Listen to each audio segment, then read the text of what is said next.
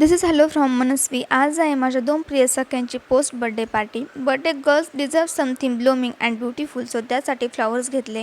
Then we made a quick stop at a cake shop, कारण celebration हे बिना केकशिवाय अधूरच असतं. And now it's gifting time. The most exciting part is काय असेल रिॲक्शन.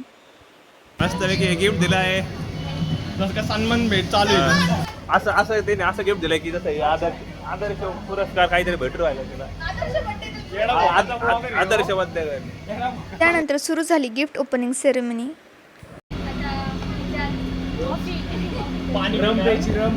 हरामी पोरगा आहे. गिफ्ट ह्या पोरीचं आहे आणि ओपन हा पोरगा करतोय. माझ्या बहिणीचं मी करू शकतो. नाही, बहीण म्हणलीच नाही तुला ओपन कर ना. बॅक कॅमेरा चालू करतो.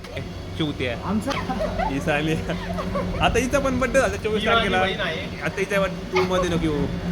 हिचा बड्डे झाला 24 तारखेला, पण आम्हाला टाइम भेटला नाही.